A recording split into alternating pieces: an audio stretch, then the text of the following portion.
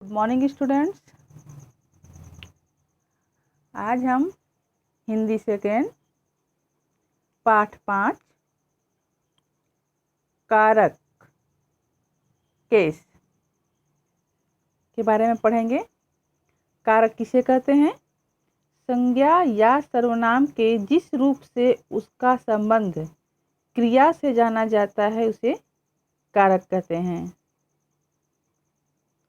संज्ञा या सर्वनाम के जिस रूप से उसके क्रिया के द्वारा उसका संबंध जाना जाता है उसे ही हम कारक कहते हैं।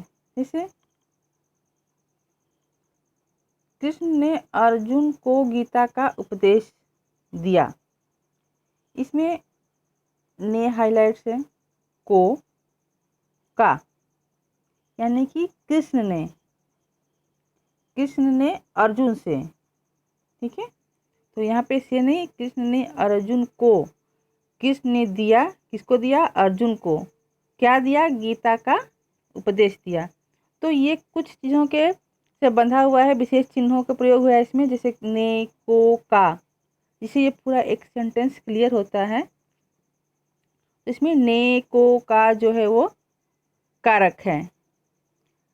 पेड़ पर बंदर बैठा है। पेड़ पर बंदर बैठा है, इसमें भी देखिए पर जो है हाइलाइट्स है, यानी कि पर जो है एक कारक है। इसकी परिभाषा हम कैसे लिखेंगे? संज्ञा या सर्वनाम के जिस रूप से उसका संबंध क्रिया से जाना जाता है उसे कारक कहते हैं। कारक को पहचानने के लिए उसके कुछ चिन्ह होते हैं। प्रत्येक कारक को कौन सा कारक है तो उसका जो चिन्ह है, चिन्ह के माध्यम से उसे हम पहचानते हैं कि नहीं ये जो है कर्ता कारक है, ये जो है कर्म कारक है, करण कारक है, ऐसे हम पहचानते हैं। कारक के भेद, काइंड्स ऑफ केस। हिंदी में कारक के 8 भेद होते हैं। हिंदी भाषा में हम 8 कारक होते हैं और सारे चिन्ह जो है इन 8 कारकों में होते हैं। इन सारे चिन्हों की वजह से इन 8 कारकों को हम पहचानते हैं। जैसे पहला है कर्ता कारक। इसका कारक चिन्ह क्या है? ने। से मोहन ने गीत गाया। जैसे कि कर्ता जो है वो उसके साथ जो है ने अगर लगा है तो हम समझ जाएंगे कि यह कर्ता कारक है। से मोहन ने गीत गाया, यानी जो गीत जो है मोहन के द्वारा ही गाया गया है, तो मोहन ने गीत गाया, ऐसे इसका प्रयोग करते हैं। दूसरा है कर्म कारक। इसका चिन्ह है कारक चिन्ह है को। राम ने रावण को मारा। तीसरा है करण कारक। कारक चिन्ह से द्वारा वह चाकू से फल काटता है। इस संप्रदान कारक को के लिए भिखारी को भोजन देना चाहिए। अपादान कारक से अलग होने के लिए। तीसरे में जो करण कारक है तो उसमें भी से है, लेकिन द्वारा, जैसे वह चाकू से फल काटता है, यानी कि जो फल जो है वो चाकू द्वारा काटा जाता है। और पांचवें में है अपादान में से अलग होना। वह घर से स्कूल गया, वह घर से अलग हुआ तब वह स्कूल गया। इसमें थोड़ा सा आपको केयर करना होगा, दोनों से है लेकिन दोनों में जरा सा अंतर है। नेक्स्ट है संबंध कारक। जैसे का, की, के, रा, री, रे। राम के पिता दशरथ थे। सातवां अधिकरण कारक। इसका चिन्ह है में, पर, पिताजी कार्यालय में है। आठवां है संबोधन। इसका जो है चिन्ह है हे, भो, अरे। हे राम मेरी रक्षा करो। ये हो गए 8 कारक और उसके चिन्ह। तो 8 कारक के नाम और उसके चिन्ह आपको पता होने चाहिए। नेक्स्ट है कारक का प्रयोग। हम कारक का प्रयोग कैसे करते हैं, कब करते हैं और कैसे पहचानेंगे उसके बारे में देखते हैं। पहला है कर्ता कारक, नॉमिनेटिव केस। वाक्य में कार्य करने वाले को कर्ता कारक कहते हैं।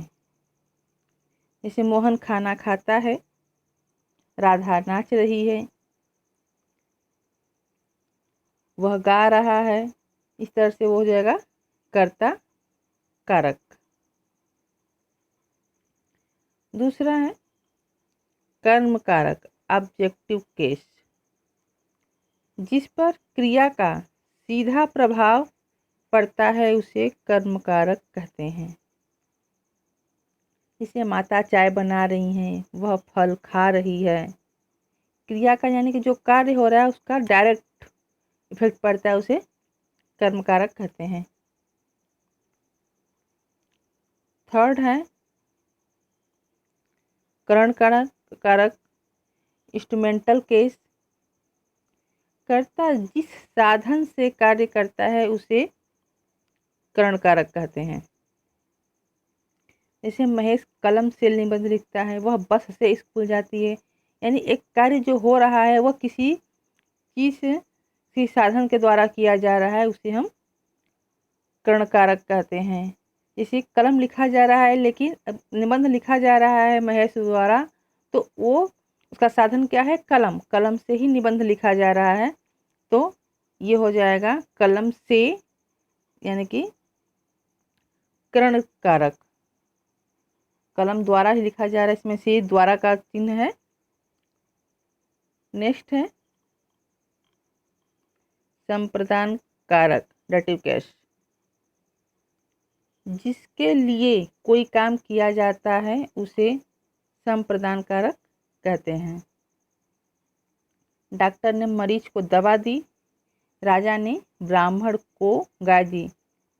इसमें जो है कारक चिन्ह को, डॉक्टर ने मरीज को जो है संप्रदान कारक हो गया। राजा ने ब्राह्मण को, राजा द्वारा गाय किसको दिया गया? ब्राह्मण को, तो यहाँ जो है संप्रदान कारक हो गया। पांचवा है अपादान कारक अब्लाटिव केस, जिससे कोई चीज अलग होती है उसे अपादान कारक कहते हैं। जिससे कोई चीज किसी चीज से अलग हो रही हो तो उसे अपादान कारक कहेंगे। जैसे पेड़ से पत्ते गिरते हैं, गंगा हिमालय से निकलती है। पेड़ से पत्ते गिरते हैं यानी कि जो पत्ते हैं वो पेड़ का छोड़ करके, पेड़ की डाली छोड़ के जमीन पर गिरते हैं, यानी पेड़ से अलग हो रहे हैं, तो ये अपादान कारक हो जाएगा। गंगा हिमालय से निकलती है यानी कि गंगा हिमालय को छोड़कर मैदानी क्षेत्रों में आ रही है, तो वहाँ से वो अलग हो रही है हिमालय से, तो हिमालय से निकलती है। छठा है संबंध कारक पॉजिटिव केस, किसी संज्ञा या सर्वनाम का जिस रूप में वाक्य की दूसरी संज्ञा या सर्वनाम से संबंध प्रकट हो उसे संबंध कारक कहते हैं।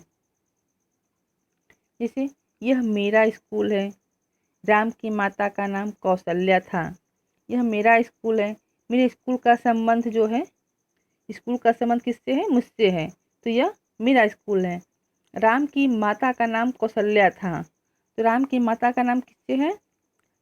राम की माता का नाम कौशल्या था। कौशल्या जो है राम की माता का नाम था, उससे संबंध स्पष्ट हो रहा है, तो उसे संबंध कारक कहेंगे।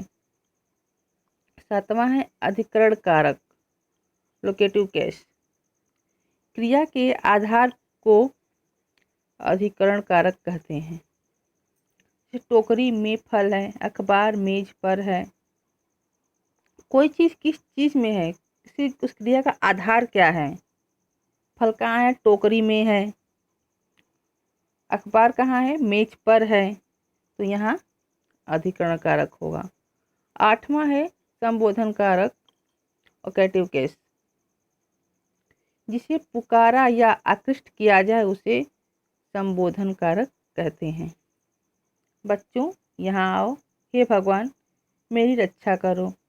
जैसे हम किसी को पुकारते हैं, अरे सुनो, ओह ऐसा हो गया, तो इस तरह से, या फिर बच्चों यहाँ आओ, से हम पहले बच्चों को अपनी तरफ आकृष्ट करते हैं, उनको पहले बुलाते हैं, फिर कहते हैं यहाँ आओ।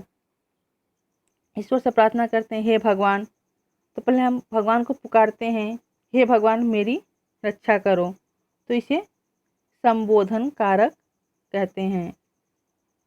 आप लोग का यह पाठ आज खत्म हुआ। नेक्स्ट डे हम नेक्स्ट लेसन पढ़ेंगे। Okay, thank you.